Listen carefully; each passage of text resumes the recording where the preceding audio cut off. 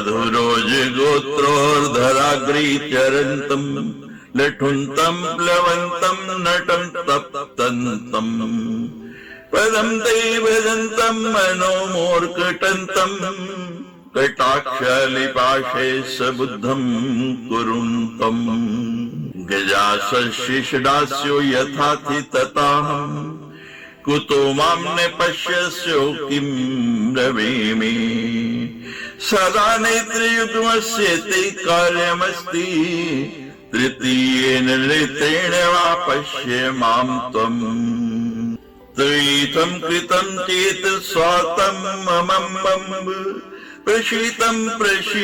प्रशीतं किमासीत् इतो अन्यतिमास्ते यशस्ते कुतः स्यात् ममेदं मतं चापि सत्यं ब्रवीमि युदीन मुक्त्वापि त्वनतिशीतं तच्छीलाद्रेमिषा जन्मते क्रियन्तं समालम्ब कालं वृथस्मि प्रपश्यामि ते यत्स्वरूपं कदाहम् सर्वसर्गस्थितवान् सहेतु त्वमेवासि सत्यं त्वमेवासि नित्यं तदन्येषु देवेषु नित्यत्वमुक्तं तदन्विद्यासक्तचित्तोऽहम् इति श्रीमद् कामाचार्य रचित अम्बा भुजंग स्तोत्र पंचरत्नम्। 19 व्यासुवाच इति तस्यैव चे श्रुत्वा भूपते कौशिको मुनिः प्रहस्येऽप्यवाचेदम् हरिश्चन्द्रं तथा नृप राजं तीर्थमिदं पुण्यं पाविनं पापिनाशिनं स्नानं कुरु महाभाग पितॄणां तर्पणं तथा। ही राजन, यह तीर्थ अत्यंत पुण्यमय, पवित्र तथा पाप नाशक है। ही महाभाग, इसमें स्नान करो और पितरों का तर्पण करो। काले शुभतमोऽस्ति तीर्थी स्नात्वा विशाम्पते दानं ददस्व शक्त्यात्र पुण्यतीर्थे अति पावने। हे भूपते, ये समय भी अति उत्तम है, इसलिए इस पुण्य में तथा परम पावन तीर्थ में स्नान करके आप इस समय अपनी सामर्थ्य के अनुसार दान दीजिए। प्राप्य तीर्थम महापुण्यम स्नात्वा यस्तु गच्छति सेव्यवीदात्महाभूये इति स्वयंभूवरीत।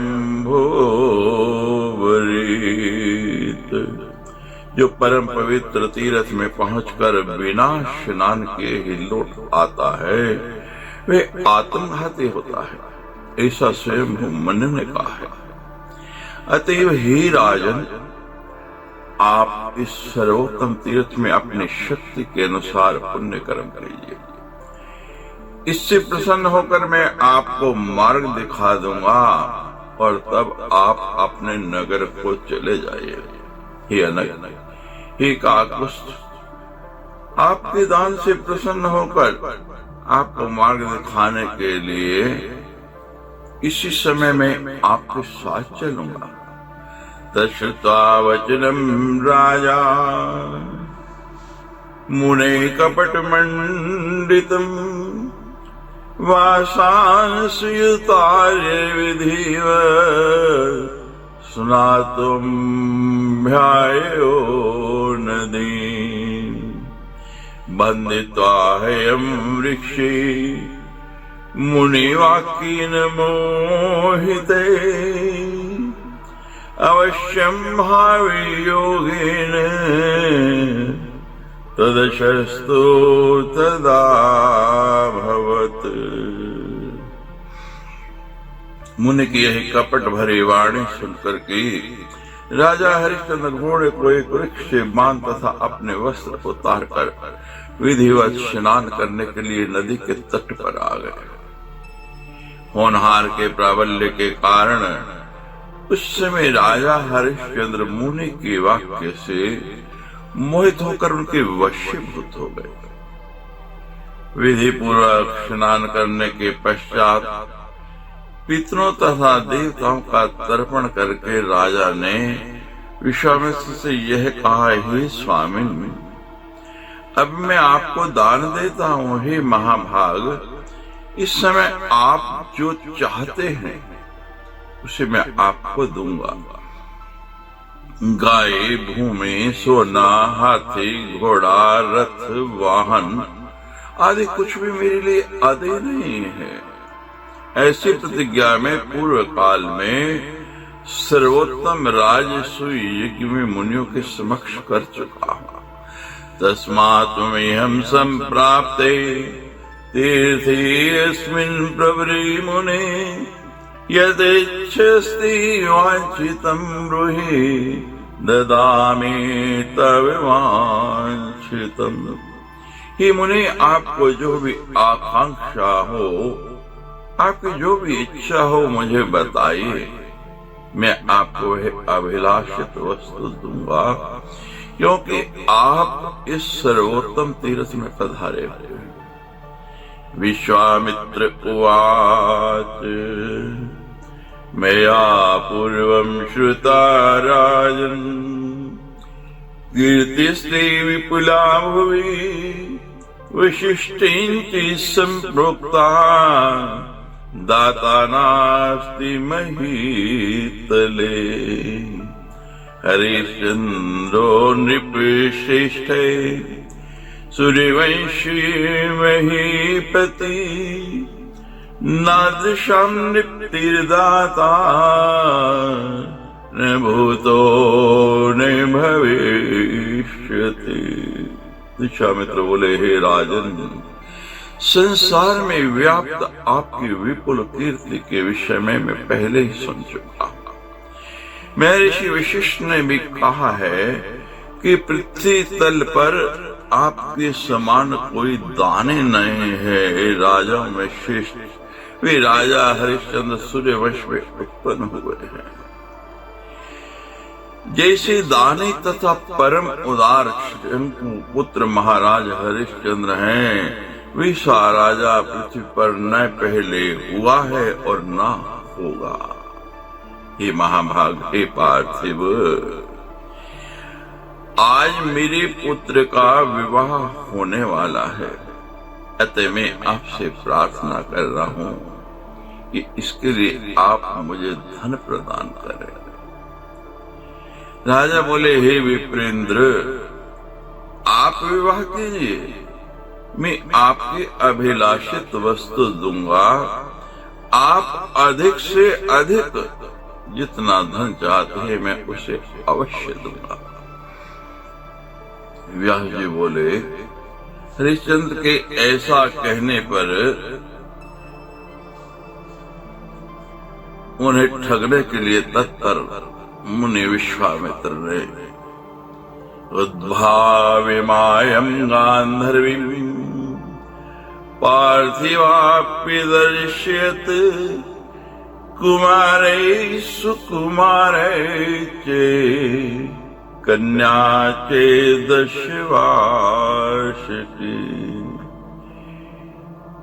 इत्यो कार्यमप्यद्य कर्तव्यं नृपसत्तम, राजसूयाधिकं पुण्यं गृहस्थस्य विवाहते। भविष्यति तवाद्येव विप्रपुत्र विवाहते, चक्षुत्वावचिन्नं राजा मया तस्य मोहिते। व्यास जी कहते हैं,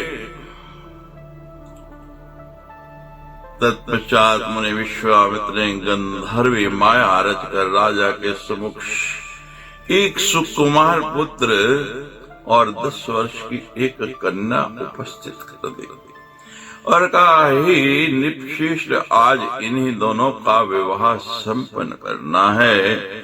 किसी गृहस्थ की संतान का विवाह करा देने का पुण्य राजसूय यज्ञ से भी बढ़कर होता है। अतः आज ही इस विप्र पुत्र का विवाह संपन्न करा देने से आपको महान पुण्य होगा। विश्वामित्र की बात सुनकर उनकी माया से मोहित हुए राजा हरिश्चंद्र, वैसा ही करूंगा, यह प्रतिज्ञा करके आगे कुछ भी नहीं बोले।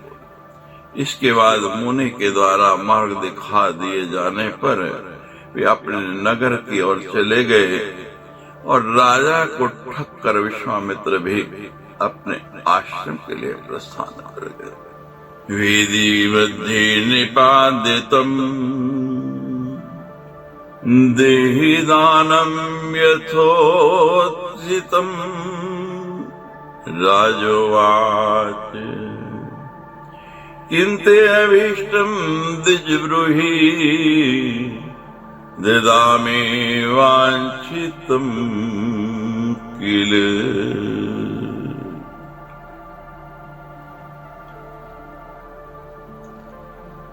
विवाह कार्य पूर्ण होने के पूर्व विश्वामित्र ने राजा हरिश्चंद्र से कहा,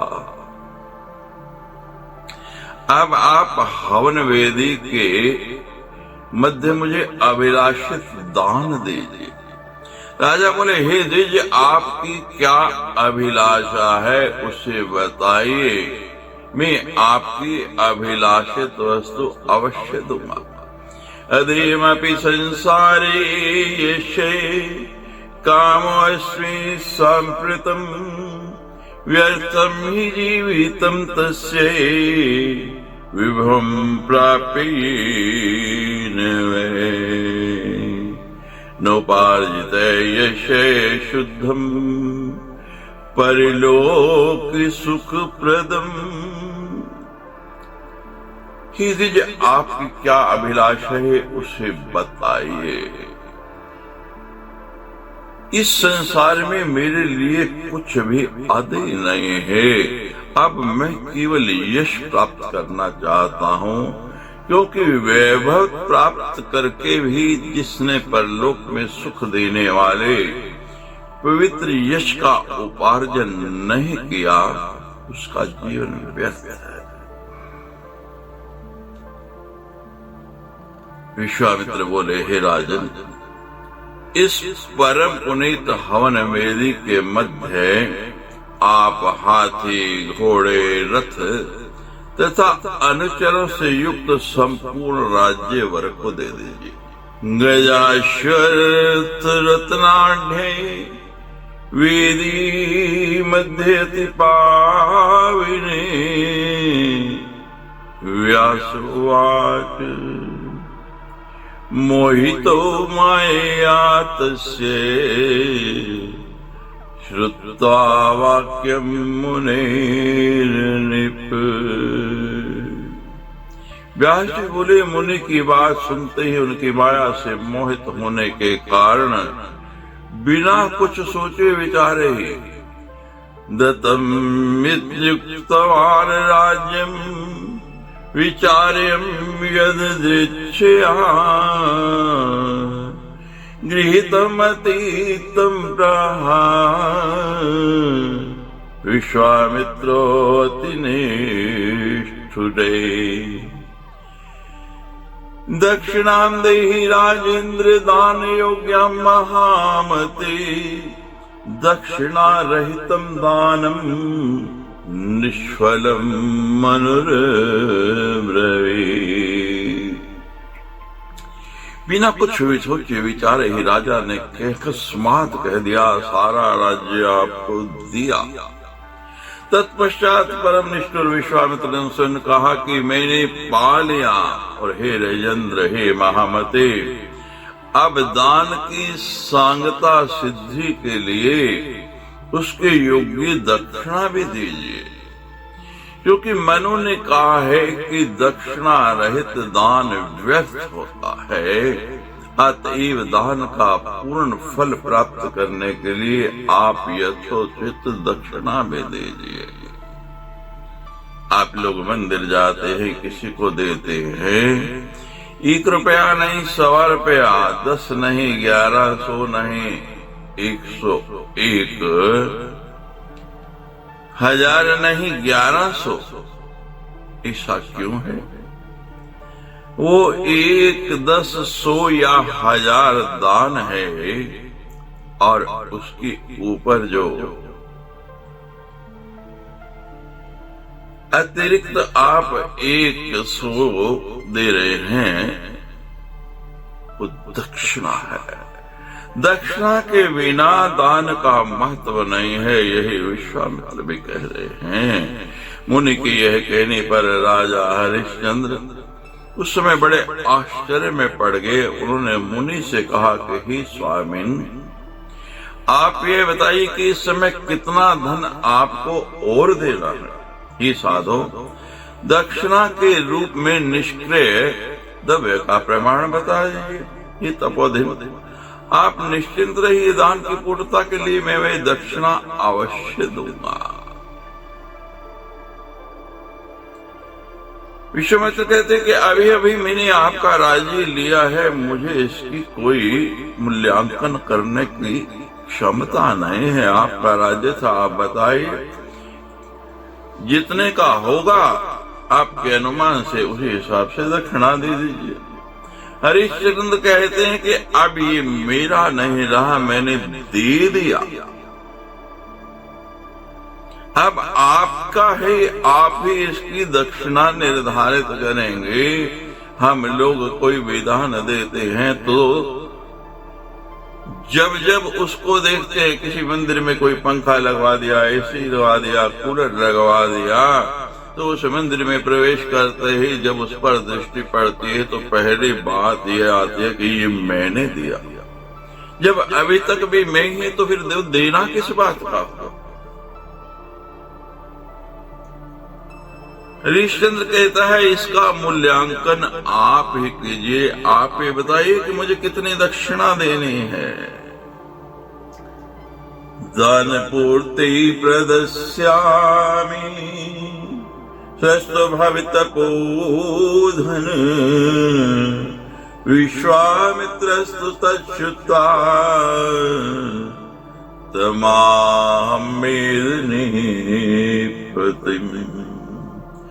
हिमभारद्वयं सार्धं दक्षिणां देहि साम्प्रतं दास्यमिति प्रतिश्रुते तस्मै राजाति विस्मिते। यह सुनकर विश्वामित्र ने राजा हरिश्चंद्र से कहा कि आप दक्षिणा के रूप में 2.5 भार सोना अभी दे दीजिए, तत्पश्चात आपको दूंगा।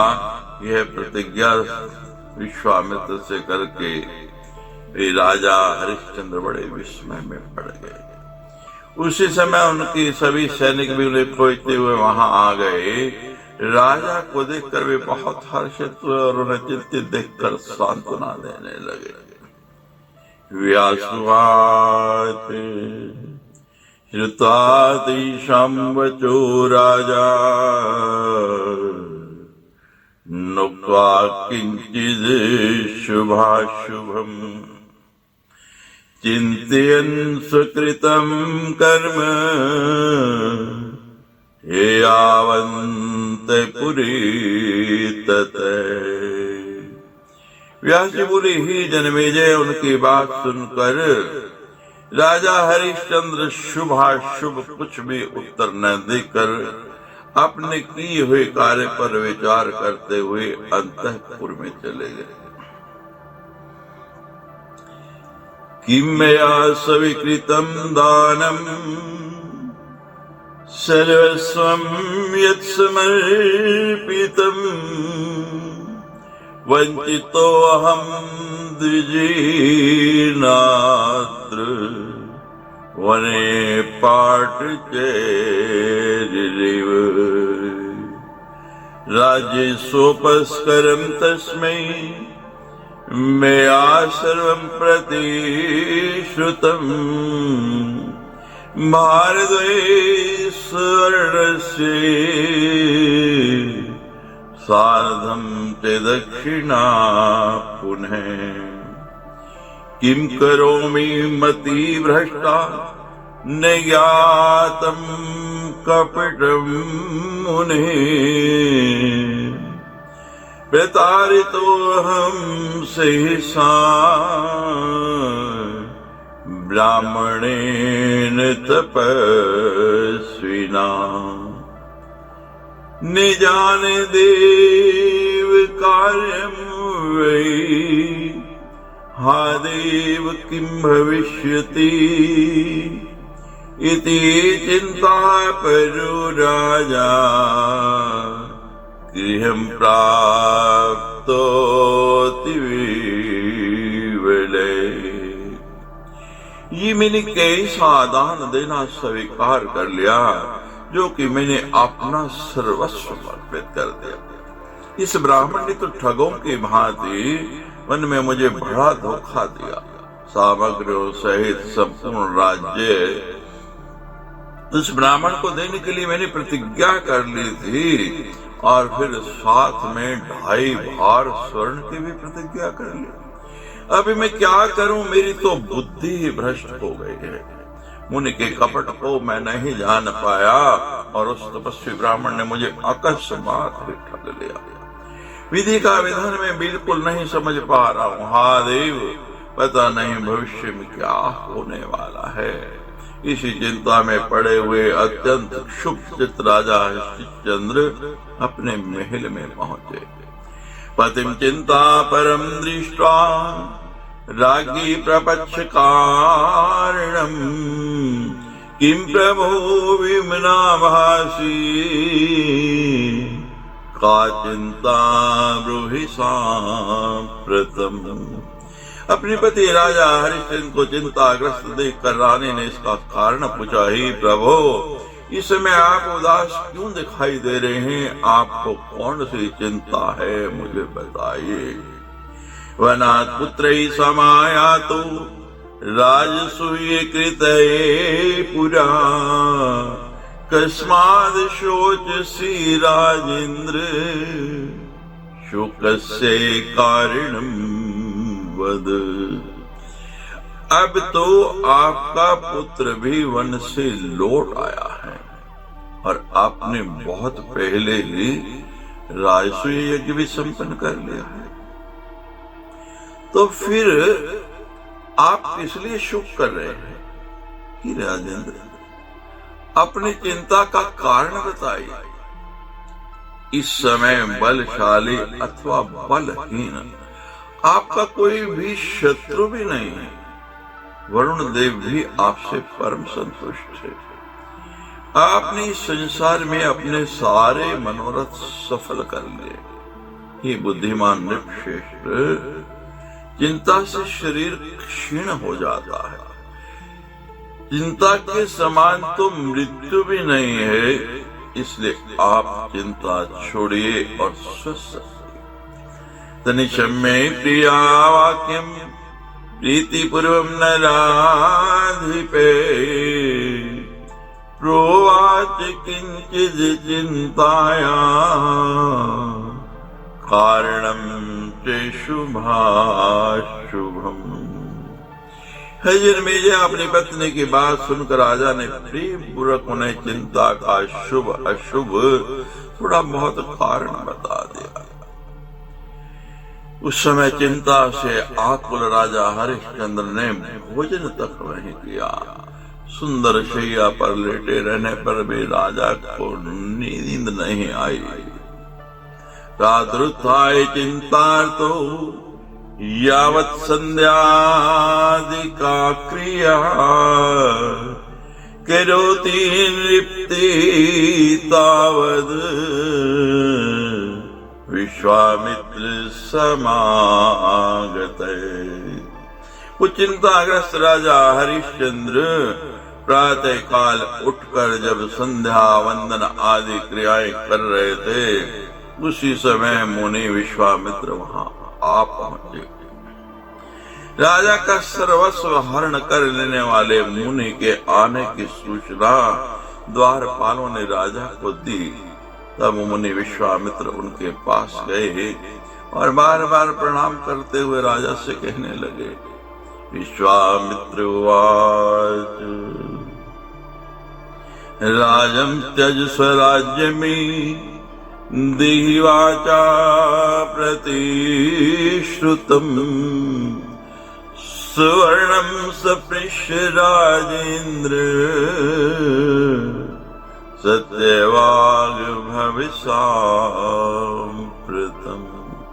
विश्वामित्र बोले, हे राजन, अपना राज्य छोड़िए और अपने वचन से संकल्पित इस राज्य को मुझे दे दीजिए।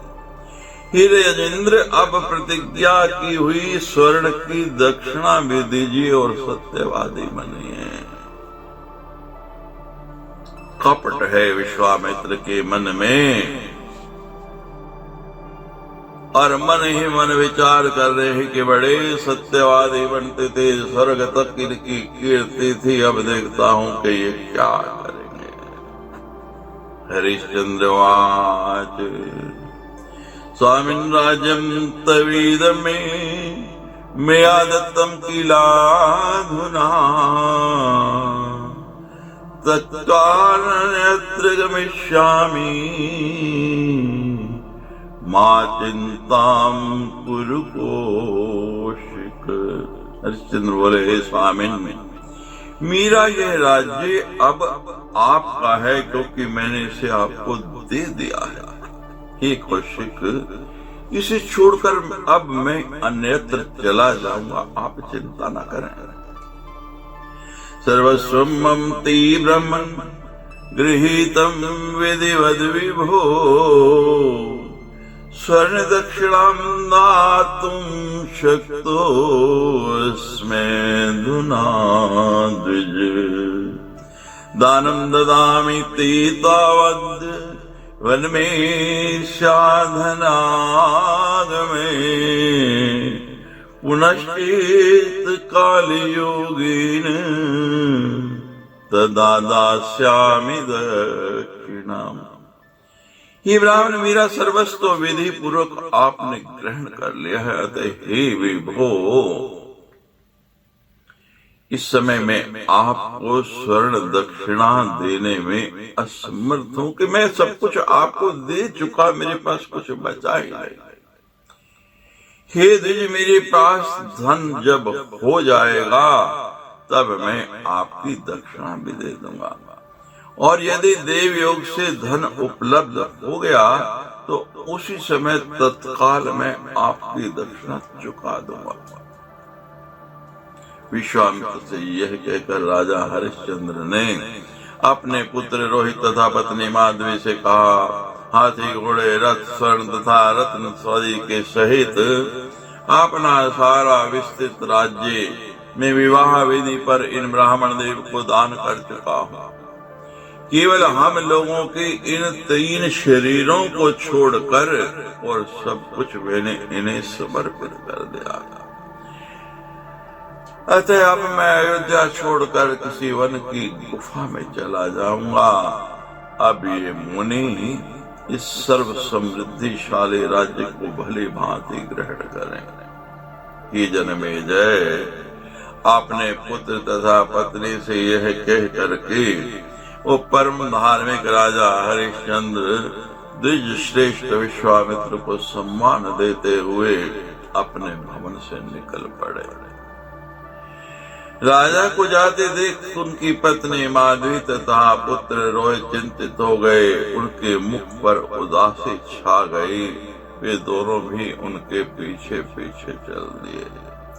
हाहाकारो महान सीन नगरी वीक्षितां तथा चक्षुषु प्राणिने सर्वे साकेत पुरीवासिने। हा राजन् किं कृतं कर्म कुतः क्लेश समागते। वंचितोऽसि महाराज विधिना पंडितेन है। उन सभी को इस परिस्थिति में देख करके नगर में बड़ा हाहाकार मच गया। अयोध्या में रहने वाले सभी प्राणी चीख चीख करके रोने लगे। हाँ राजन, आपने एक ऐसा कर्म कर डाला, आपके ऊपर यह संकट कहां से आ पड़ा। हे महाराज, यह निश्चय है कि आप विवेकहीन विधाता द्वारा ठग लिए गए हैं। महात्मा पुत्र रोहित तथा भार्या माधवी के सहित उन राजा हरिश्चंद्र को इस दिशा में देख करके सभी वर्णों के लोग बहुत दुखी हुए। निंदिनोर ब्राह्मणं तम तु दुराचारं पुरोकसे दूतोयमिति भाषन्तो दुःखार्ता ब्रह्मणादय। ये महान जरूरत है। ऐसा कहते हुए नगरवासी ब्राह्मण आदि लोग दुख से व्याकुल होकर उस दुराचारी ब्राह्मण विश्वामित्र की निंदा करने लगे। निर्गत्य नगरात् तस्मात् विश्वामित्रेक्षितीश्वरम् गच्छन्तं तमुवाचिदम् समेत्य निष्ठुरं वचः।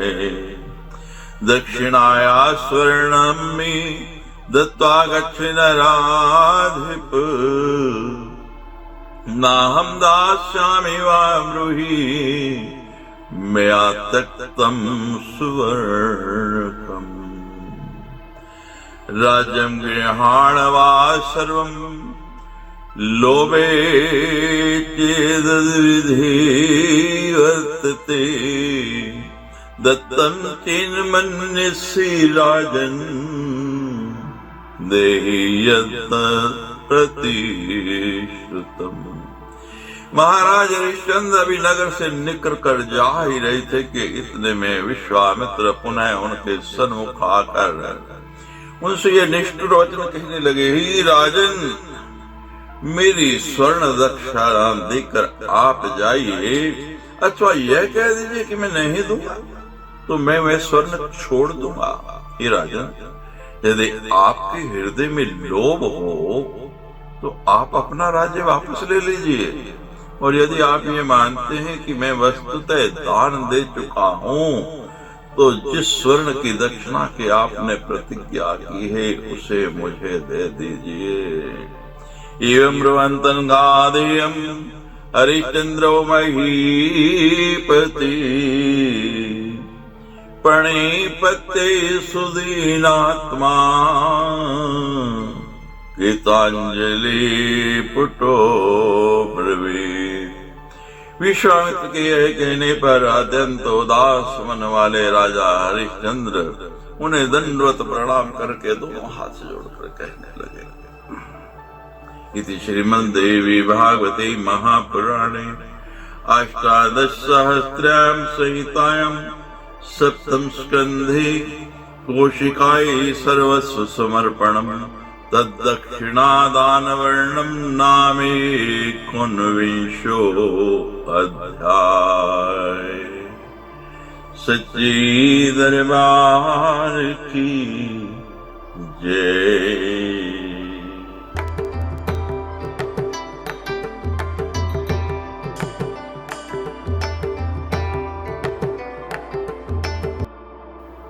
विंशो अध्याय। हरिश्चंद्र उवाच अदत्ता ते हृदयं वेनै करिष्यामि भोजनम् प्रतिज्ञामि मुनिश्रेष्ठ विषादं त्यज सूरत।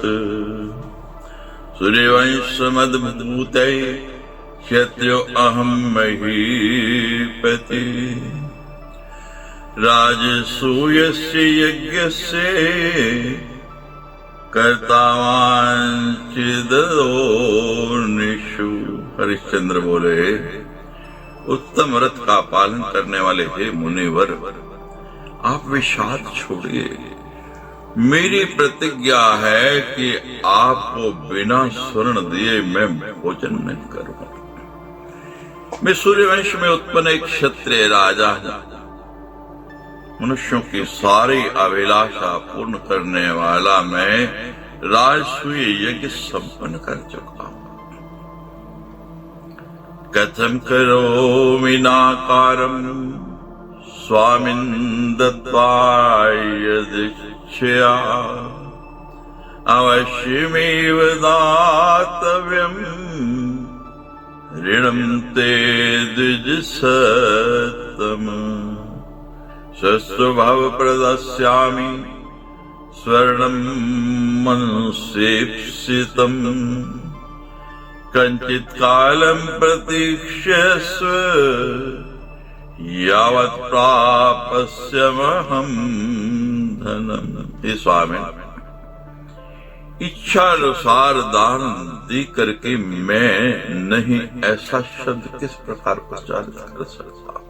हे देशेश, मैं आपका ऋण अवश्य चुका दूंगा, आप निश्चिंत रहे।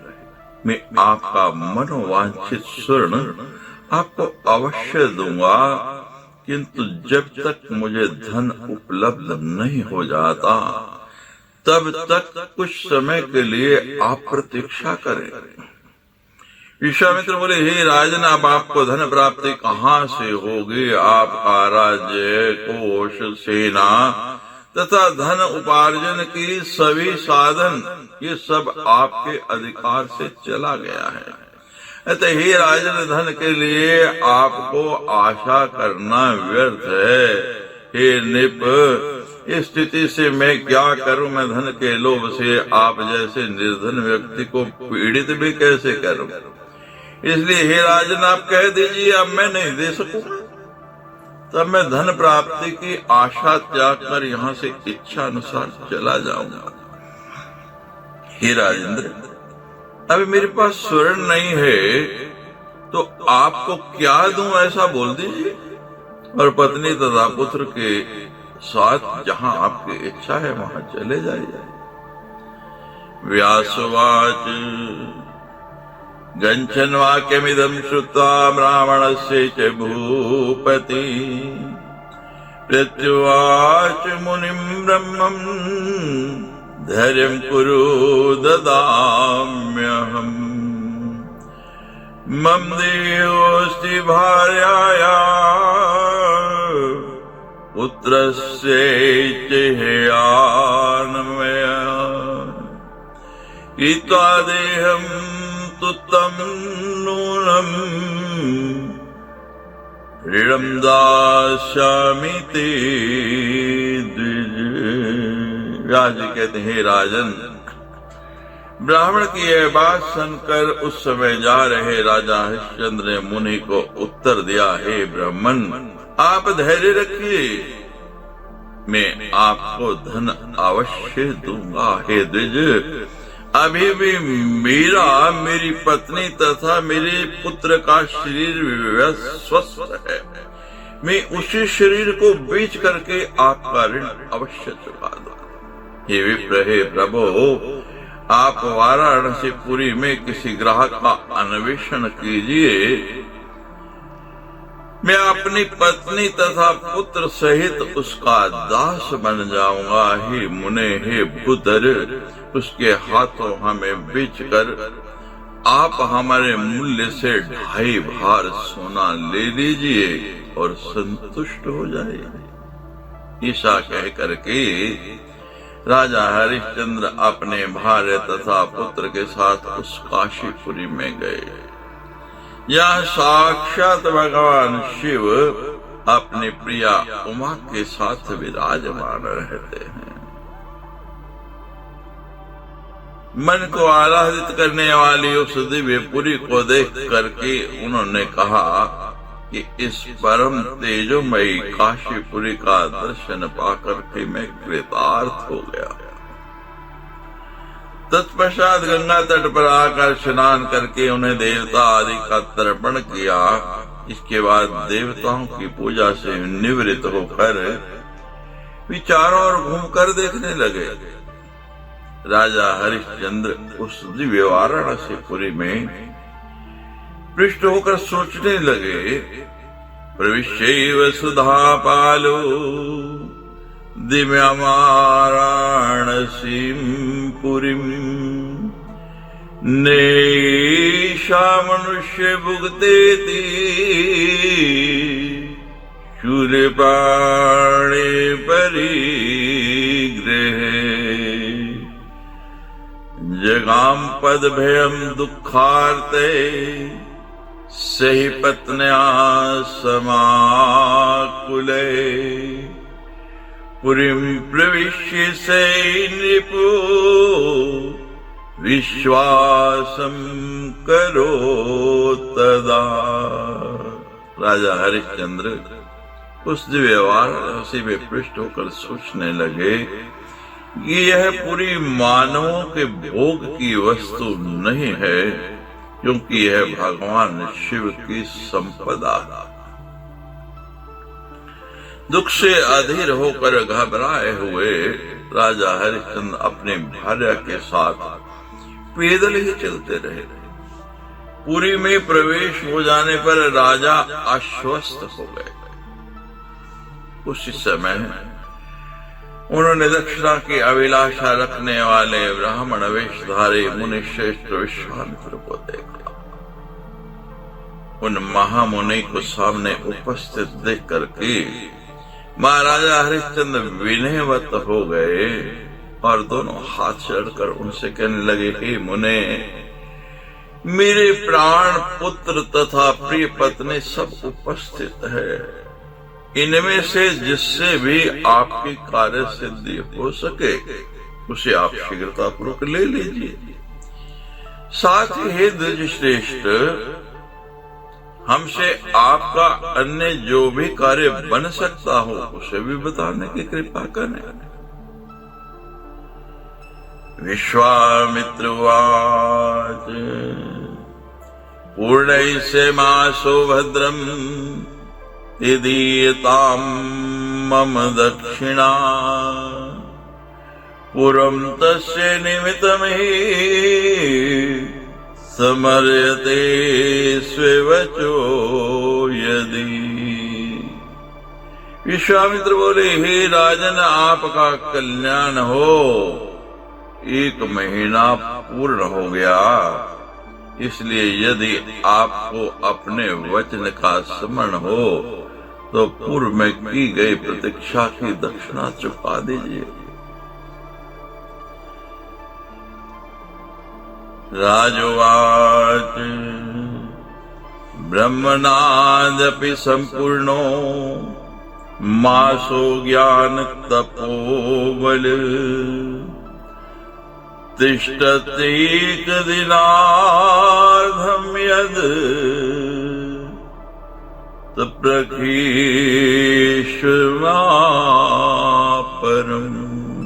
राजा बोले, ज्ञान और तप केवल से संपन्न है ब्राह्मण, आज अवश्य ही महीना पूर्ण हो गया है, किंतु अभी दिन का आधा भाग अवशिष्ट है, अतः आप तब तक प्रतीक्षा करें, इसके बाद नहीं।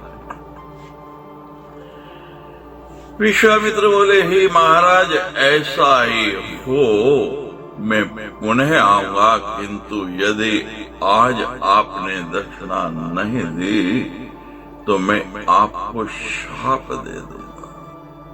ऐसा कहकर जब विप्र विश्वामित्र चले गए तब राजा हरिश्चंद्र सोचने लगे कि इन विप्रदेव के लिए जिस दक्षिणा की मैं प्रतिज्ञा कर चुका हूँ उसे अब इन्हें कैसे दूं, कहां से लाऊं। इस समय कहां से मेरे धन संपन्न मित्र मिल जाएंगे। कुतै पुष्टानि मित्राणि कुत्रार्थे साम्प्रतं मम। प्रतिगृहे प्रदुष्टुमि तत्र याञ्चा कथं भवेत्। राजामृतित्रयं प्रोक्तम् धर्मशास्त्रेषु निश्चितम्। यदि प्राणान् विमुञ्चामि हे प्रदायिते दक्षिणाम्। ब्रह्मस्वाहा कृमि पापो विश्यामि धमाधमे। अथवा प्रीततां यासि वर एवात्मविक्रये।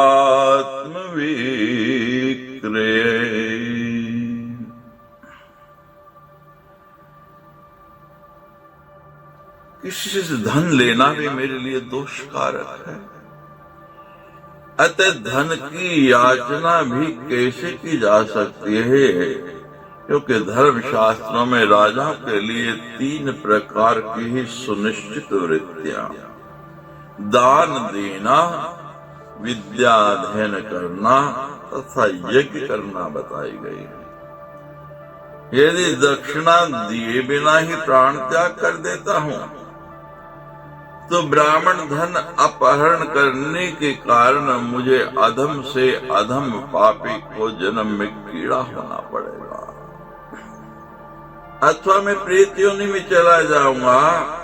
इसलिए अपने को बीच डालना ही मेरे लिए इस समय श्रेयस्कर है। सूतवाच राजानां व्याकुलं दीनं चिन्तयायानमधोमुखम्।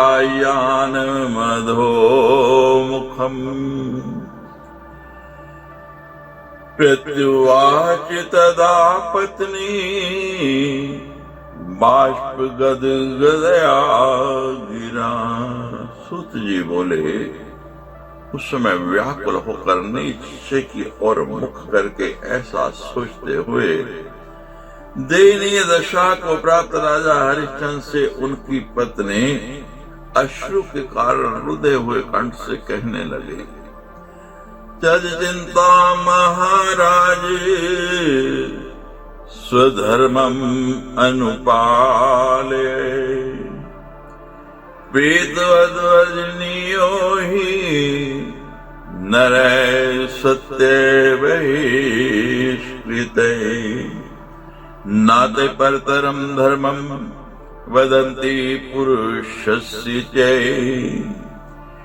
यादृशं पुरुष व्याघ्र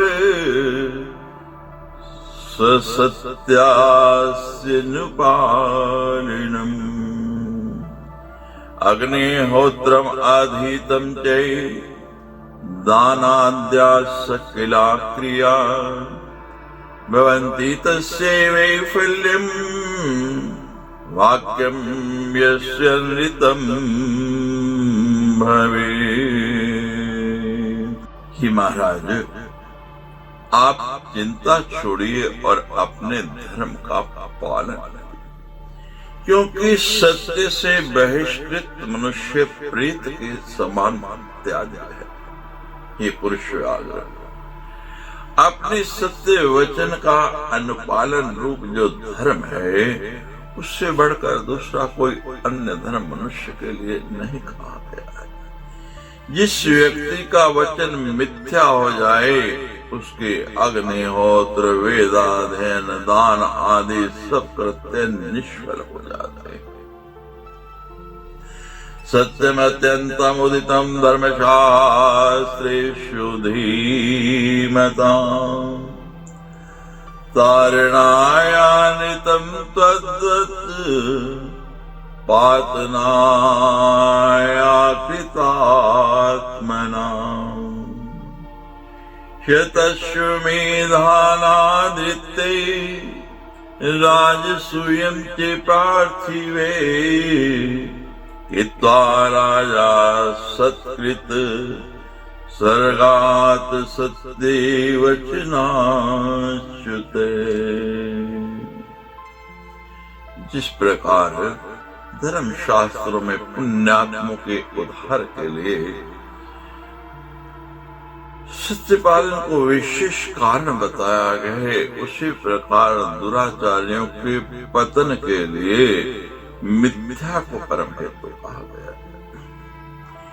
सैकड़ों अश्वमेघ तथा राजसूय यज्ञ आदर पूर्वक करके भी मात्र एक बार मिथ्या बोल देने के कारण एक राजा को स्वर्ग से च्युत हो जाना पड़ा था। राजोवाच वंश वृद्धि करश्च पुत्रस्तिष्ठति बालके उच्यतां वक्तु कामासि यद्वाक्यं गजगामने। राजा बोले, हे गजगामने, वंश की वृद्धि करने वाला यह बालक पुत्र तो विद्यमान है ही, अतः तुम जो भी बात कहना चाहते हो उसे कहो, मैं उसे मानने के लिए तैयार हूं। पत्न्युवाच राजन्मा भू सत्यम ते पुंसां पुत्र फला स्त्रिये तन्मां प्रदाय वित्तेन देहि विप्राय दक्षिणाम्। वो पत्नी बोली, हे राजन, आपकी वाणी असत्य नहीं होने चाहिए। स्त्रियां पुत्र प्रसव कर देने पर सफल हो जाती हैं, अतः आप मुझे बेच करके उस धन से उस विप्र की दक्षिणा चुका दें। व्यासवाच इदवाक्यं श्रुत्य ययो मोहं पति प्रतिलम्भे च संज्ञां वे विलापति दुःखिते मे दुःखमिदं भद्रे यद् त्वमेव ब्रीषि मे किं तव स्मित सल्लापा मम पापस्य विस्मृता। हा त्वया कथं योग्यं वक्तुमेतच्छुचि स्मृते दुर्वाच मे तद्वचनं कथम वदसि भामिनी। व्यास जी बोले, ही राजा जनमेजय, पत्नी की यह बात सुनकर के राजा मूर्छित हो गए। पुनः चेतना में आने के बाद वे बहुत दुखी होकर के इस प्रकार विलाप करने लगे, हे भद्रे, ये मेरे लिए महान दुखप्रद है जो तुम मुझे ऐसा बोल रही हो। क्या तुम्हारे मुस्कान युक्त वचन मुझ पापी को विस्मृत हो गए? हे शुचि स्मृते, ऐसा बोलना तुम्हारे लिए भला कैसे ठीक है? ये भामने, इस प्रकार की अप्रिय बात तुम क्यों बोल रही हो? स्त्री विक्रय की बात से अधीरता को प्राप्त नित्य शिष्ट महाराज हरिश्चंद्र यह कहकर पृथ्वी पर गिर पड़े और मूर्छा से अत्यधिक व्याकुल हो गए। शानं भुवितं दृष्ट्वा मूर्छयापि महीपतिम् वाचिदं सुकर्णं राजपुत्री सुदुःखिता। हा महाराज कस्मेदं मध्याह्नादुपागतम्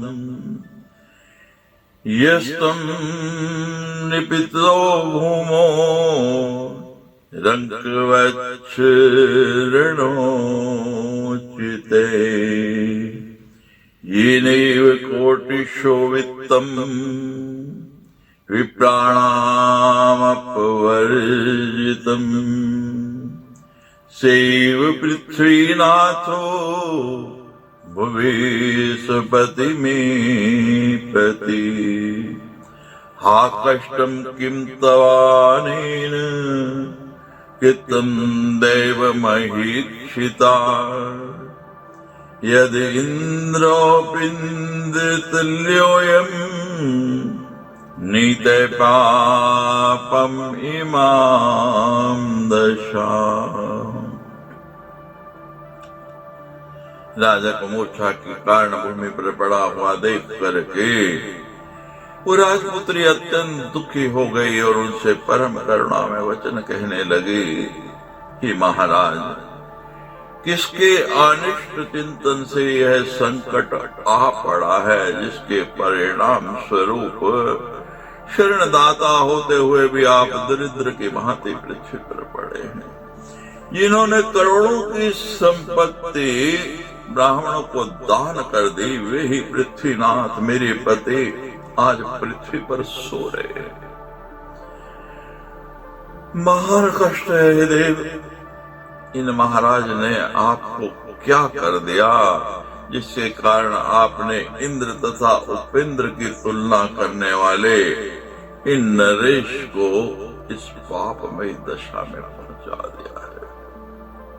ऐसा कहकर अपने स्वामी के असहनीय महान दुख के भार से अत्याधिक संतप्त वे सुंदर कड़ी प्रदेश वाले रानी भी मूर्छित होकर के पृथ्वी पर गिर पड़े।